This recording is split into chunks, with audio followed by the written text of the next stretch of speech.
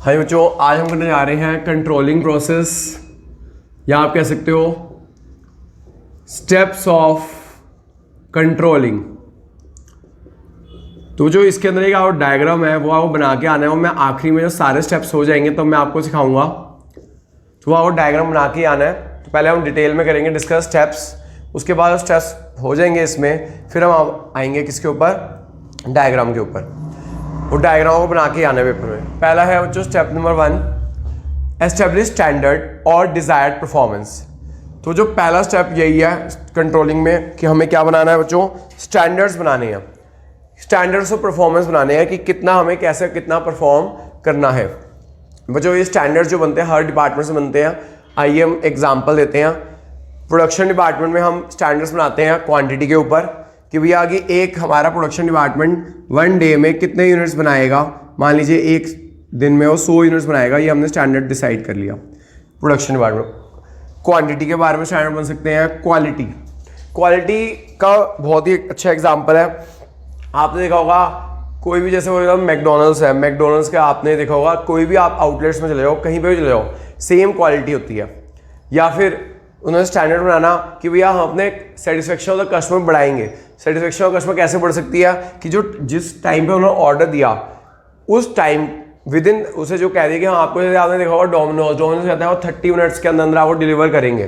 तो क्वालिटी मतलब कि डिलीवरी टाइम, कि जो हमारा जो हमने प्रॉमिस किया कि हम इतने टाइम में डिलीवर करते हैं तो उतने टाइम में डिलीवर करना, यानी कस्टमर सेटिस्फेक्शन बढ़ाना। कस्टमर सेटिस्फेक्शन मैंने आपको बताया कैसे बढ़ सकती है कि भैया उसे कह दिया कि जो जितना आपका डिलीवरी टाइम है हम उतना डिलीवरी टाइम में करेंगे, नहीं तो आपसे पैसे नहीं लेंगे। कॉस्ट, ये कॉस्ट के टर्म्स में स्टैंडर्ड हो सकता है। जैसे हमने कह दिया कि 1 यूनिट को बनाने की कॉस्ट हमारी 10 रुपये आनी चाहिए, या 10 रुपये कम आनी चाहिए, इससे ज़्यादा नहीं आनी चाहिए। इंडिविजुअल जॉब, ये इंडिविजुअल जॉब के बारे में बता देना कि हर पर्सन एक दिन में कम से कम भी कितने यूनिट्स बनाएगा, कितने टाइम में, एक दिन में 20 यूनिट बनाएगा एक, और या फिर एक कह दिया कि 1 यूनिट को बनाने के लिए मैक्सिमम उसे आधा घंटा लगना चाहिए, उससे ज़्यादा नहीं लगना चाहिए। मार्केटिंग डिपार्टमेंट में हम कर सकते हैं स्टैंडर्ड्स में आते हैं। सेल्स वॉल्यूम, कि एक सेल्समैन को कह दिया गया कम से कम आपको इतनी 1000 यूनिट्स की सेल्स तो इस महीने में करनी ही करनी है। सेल्स एक्सपेंस, कि भैया हमने डिसाइड कर दिया कि मैक्सिमम जो सेल्स एक्सपेंस होनी चाहिए 10% जो सेल्स होनी चाहिए, जितने सेल्स होगी उससे 10%। आपने 1 लाख की सेल्स की तो मैक्सिमम सेल्स एक्सपेंस कर सकते हो 10,000, उससे उतना या उससे कम करें।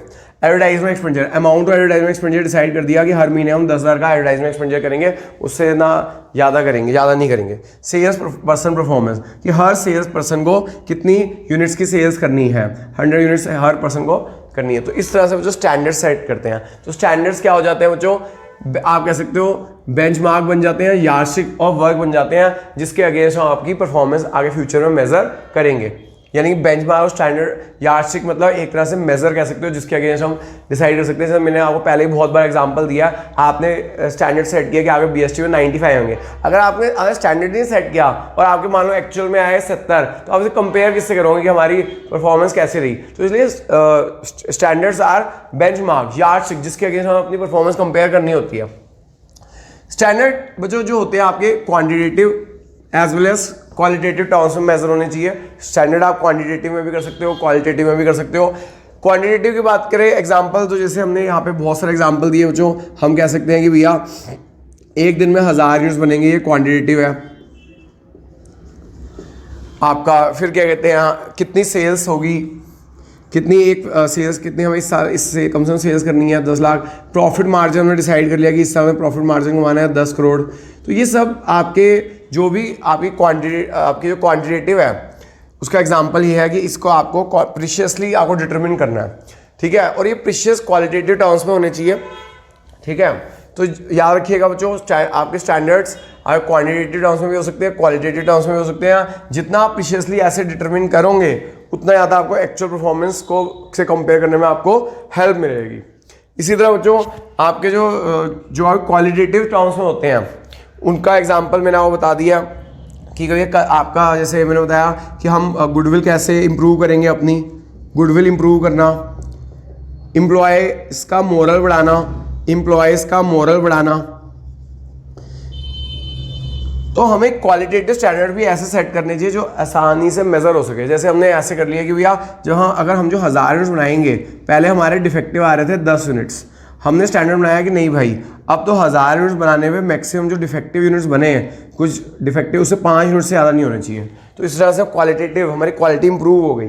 तो इस तरह से हम हमें क्वालिटेटिव टर्म्स में भी जो स्टैंडर्ड बनाना चाहिए वो इस तरह से बनाना चाहिए कि मेजरमेंट उसकी आसान हो। तो मेजरमेंट आसान हो गई ना, पहले हमने 1000 यूनिट्स में मान लो हमने 10 यूनिट बनाने थे, हमने कहा स्टैंडर्ड हमें अपनी क्वालिटी इंप्रूव करनी है, 1000 यूनिट्स में 5 यूनिट डिफेक्टिव होने चाहिए, उससे ज़्यादा डिफेक्टिव नहीं होने चाहिए। तो इस तरह से हमारे क्वालिटेटिव टर्म्स में होना चाहिए।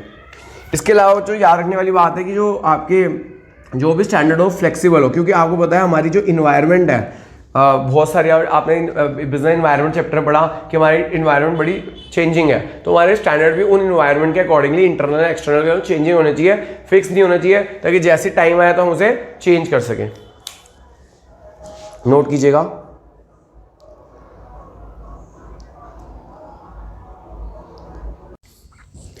हाँ बच्चों, अगला हमारा स्टेप है मेजरमेंट ऑफ एक्चुअल परफॉर्मेंस। जो वर्कर ने काम किया है उसे हम कैसे रिकॉर्ड करेंगे। जो भी हमें परफॉर्मेंस मेजर करनी चाहिए वो ऑब्जेक्टिव एंड रिलायबल मैनर में करनी चाहिए। ऑब्जेक्टिव एंड रिलायबल मैनर क्या मतलब है कि भैया सीधी सी बात है, जो भी हम एक परफॉर्मेंस रिकॉर्ड कर रहे हैं वर्कर की या जिसकी भी, उसके हमारे पास एविडेंस होना चाहिए। जैसे हम उसकी कुछ जो भी उसने काम किया उसकी फ़ोटो खींच ले, या फिर जब हम उसका काम नोट कर रहे हो कि इसने ये काम किया है, उसके जो जिस भी वर्कर ने काम किया या जो जिसने भी काम किया उसको साइन ले ले कि भैया देखो भैया तुमने इतने यूनिट्स बनाया, यहाँ पे साइन कर दोगे तुमने इतने यूनिट्स बनाया, ताकि इससे क्या होगा हमारी ऑब्जेक्टिविटी और रिलायबल रहेगा। वो मुकर नहीं सकता कि हाँ मैंने इतना इससे कम काम किया या ज़्यादा काम किया, तो हमारा कुछ एविडेंस होना चाहिए। तो इससे हमारा ऑब्जेक्टिविटी एंड रिलायबल हो जाएगी। दूसरी चीज़ जो परफॉर्मेंस जो आपको मेजर करनी है ना, सेम यूनिट्स में करनी है जिसमें आपने स्टैंडर्ड बनाया। फॉर एग्जांपल आपने स्टैंडर्ड परसेंटेज में बनाया। फॉर एग्जांपल हमने स्टैंडर्ड बनाया कि हम रिटर्न ऑन इन्वेस्टमेंट, हमने कहा कि हमने स्टैंडर्ड बनाया कि हम 10% प्रॉफिट कमाएंगे, तो वो भी जो एक्चुअल परफॉर्मेंस है वो भी परसेंटेज में ही मेजर करनी है। तो इससे आपकी सही परफॉर्मेंस मेजर हो पाएगी। जो एक्चुअल परफॉर्मेंस मेजर की जाती है डिफरेंट ऑर्गेनाइजेशन में डिफरेंट तरीके से की जाती है। एक तरीका है पर्सनल चेकिंग।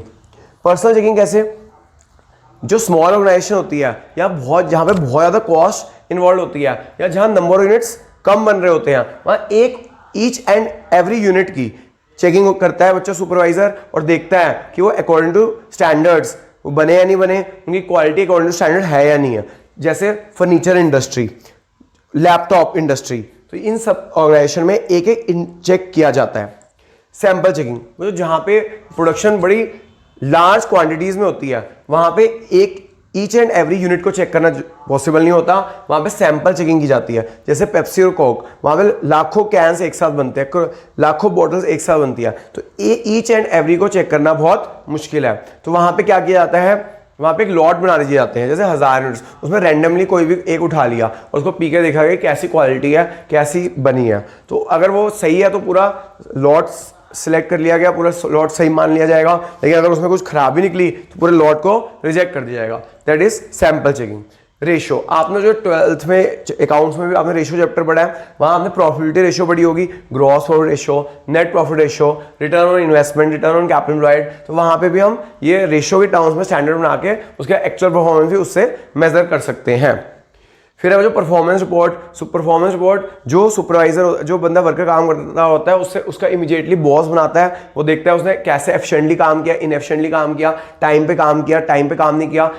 तो ये सारी रिपोर्ट बना के वो अपने नेक्स्ट हायर लेवल सुपीरियर को भेजता है, ताकि ये पता लगाया जा सके कि काम सही हुआ है नहीं हुआ। नेक्स्ट बच्चों, जितने भी कई बार हम ऐसे मेजर करते हैं कि हमारे स्टैंडर्ड बनाया था हमने 1200 यूनिट्स, एक्चुअल बना 1000 यूनिट्स, प्रॉफिट के टर्म से मेजर कर सकते हैं, एक्सपेंस के टर्म से मेजर कर सकते हैं। तो इस तरह से हमारा परफॉर्मेंस मेजर की जाती है। जो नेक्स्ट स्टेप है हमारा comparison of actual performance with the standard performance. देखिए बच्चों, हम जितने भी हमें कंपैरिजन, मान लीजिए हमने स्टैंडर्ड बनाया था 1000 यूनिट्स, अब एक्चुअल आउटपुट 3 केसेस हो सकते हैं, या तो 800 यूनिट्स बनाओ, या उससे स्टैंडर्ड से कम बनाओ, या एग्जैक्टली सेम बना हो, या आपका उससे ज़्यादा बनाओ। देखो जो आपने स्टैंडर्ड लिया 1000 लेकिन एक्चुअल बना 1000, अगर स्टैंडर्ड और एक्चुअल एग्जैक्टली सेम है तो भैया आपका कंट्रोलिंग प्रोसेस खत्म हो गया, दी एंड हो गया फिर से, क्योंकि हमारा मेन एम था कि भैया कि हमारा जितना स्टैंडर्ड हो उसके अकॉर्डिंग काम हो। अगर standard is equals to actual है तो हमारा कंट्रोलिंग प्रोसेस यहीं पे खत्म हो जाएगा। लेकिन अगर आपकी डेविएशन आएगी 1000 की जगह 800 बनेंगे या 1200 बनेंगे। इसे बोलते हैं जो नेगेटिव डेविएशन और इसको बोलते हैं पॉजिटिव डेविएशन। तो देन अगला स्टेप पे जाना पड़ेगा हमें, एनालिसिस डेविएशन में जाना पड़ेगा कि नेगेटिवली क्यों आया या पॉजिटिवली क्यों आया। इसको हम नेक्स्ट स्टेप में डिस्कस करते हैं, क्योंकि बेटा नेगेटिव डेविएशन किन कारणों से हुई वो एनालाइज करने का स्टेप अलग है।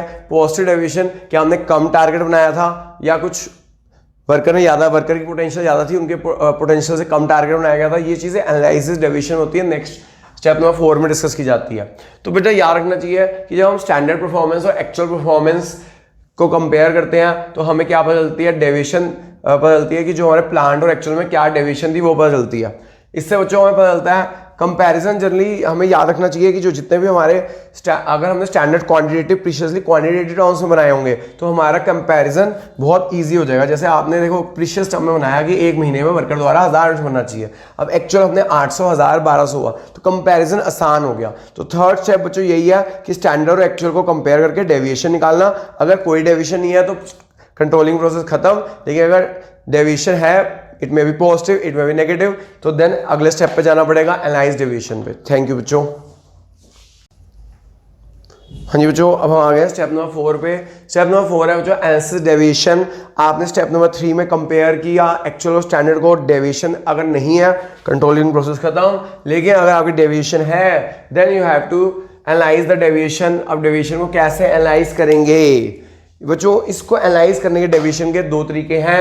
पहला है क्रिटिकल पॉइंट कंट्रोल और दूसरा है मैनेजमेंट में एक्सेप्शन। अगर हम एक एक चीज़ को डेविएशन को एनालाइज करने रह गए तो हमारे पास इतना टाइम नहीं है, हम बिल्कुल कुछ भी नहीं कर पाएंगे। तो हमारे पास 2 तरीके हैं कैसे डेविएशन एनालाइज किया जाए। एक तरीका है बच्चों हमारे पास मेथड नंबर 1 है बच्चों critical point control. Critical point control क्या है? जो हम प्रोडक्ट प्रोड्यूस कर रहे हैं या प्रोडक्ट सोल्ड कर रहे हैं उसके में कई एरियाज होते हैं। हमारा जो भी हम काम कर रहे हैं उसमें कई एरियाज होते हैं। उनमें से आप आइडेंटिफाई करो की रिजल्ट एरियाज। क्या आइडेंटिफाई करोगे बच्चों? की रिजल्ट एरियाज। जो की रिजल्ट एरियाज क्या होते हैं? जो आपके प्रोडक्ट के लिए, आपके काम के लिए सबसे मेन एलिमेंट्स होते हैं। आपको उनके ऊपर फोकस करना है। जो अनइम्पॉर्टेंट एरियाज हैं उनके ऊपर फोकस करने की जरूरत नहीं है। अभी आपको की फोकस के एरिया कैसे होते हैं, जैसे मैं अपना एग्जांपल देता हूँ। जैसे मैं पढ़ा रहा हूँ, हमारे यहाँ पे देखो भैया, सबसे पहले एक तो है पीएन जो साफ सफाई करता है, ठीक है ना, साफ सफाई करता है, हमारे आप लोगों को पानी पिलाता है। और एक मैं हूँ टीचिंग और मेरे नोट्स। तो ये जो है ना टीचिंग और मेरे नोट्स की रिजल्ट एरियाज हैं। अगर मैं टीचिंग अच्छे रखूँगा, अपने आप लोगों का एक बच्चे का ध्यान रखूँगा, आप नोट्स बहुत बढ़िया बनाऊँगा और एकदम परफेक्ट बनाऊँगा, तो ये मेरे की रिजल्ट एरिया है। इसके ऊपर डेविएशन नहीं होनी चाहिए। फॉर एग्जाम्पल मैंने कहा नोट्स मेरे A1 क्वालिटी के होने चाहिए, उसमें डेविएशन नहीं होनी चाहिए जैसे मैं बनाता हूँ।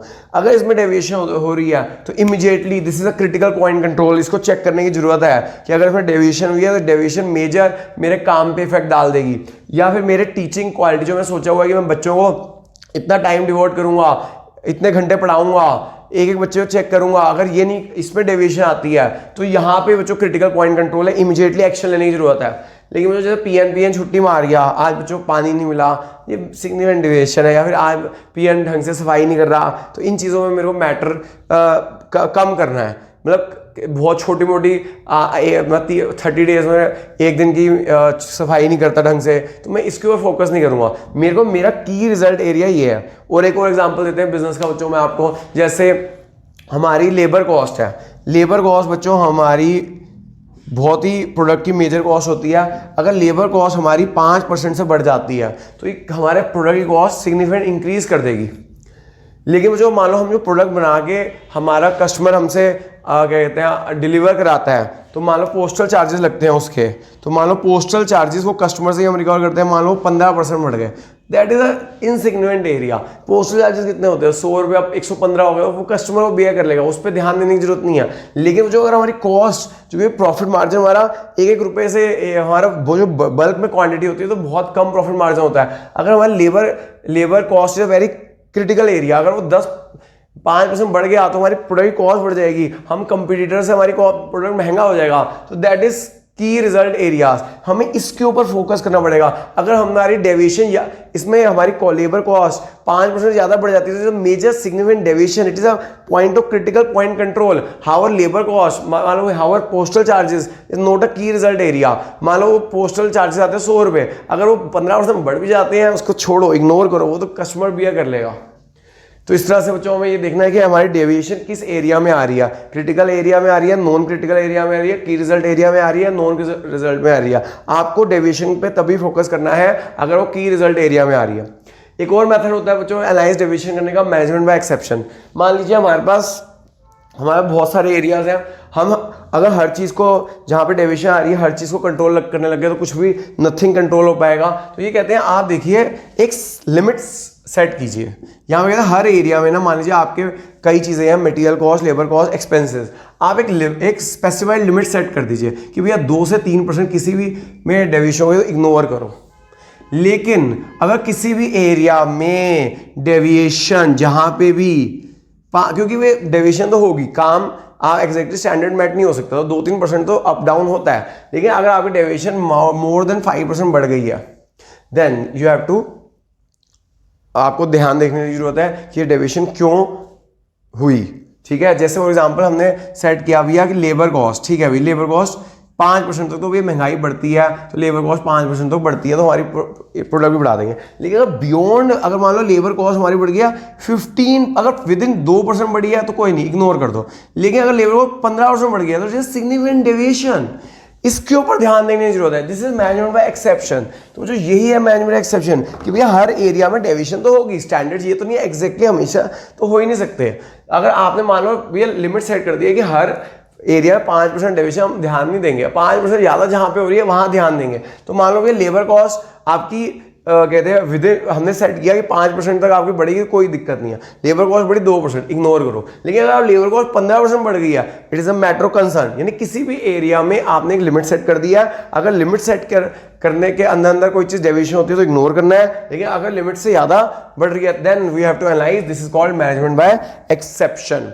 अब जो इनमें डेविएशन करने के बाद हम पता लगाते हैं कि भैया जो हमने स्टैंडर्ड बनाए क्या वो गलत थे, क्या हमारी स्ट्रैटेजी चेंज करने की जरूरत है, या अनरियलिस्टिक स्टैंडर्ड बना दिए थे, या हमने, आप कह सकते हैं इन सारे एनालाइज डेविएशन में हम पता लगाते हैं कि जो हमारे डेविएशंस आई हैं, जहाँ पे भी डेविएशन आई है वो किन कारणों से आई है। जैसे हमारे रिसोर्सेज उतने नहीं थे, इस वजह से हम पूरा नहीं कर पाए, हमारे प्रोसेसेस डिफेक्टिव थे, हमारे स्ट्रक्चरल ड्रॉबैक्स थे, हमारा ऑर्गेनाइजेशनल जो हायरार्की थी वो सही नहीं थी, हमारे कहते हैं इन्वायरमेंटल चेंजेस जो हुए उस कारण से हम डेविएशंस आई। ये सारी चीज़ें एनालाइज हम करते हैं।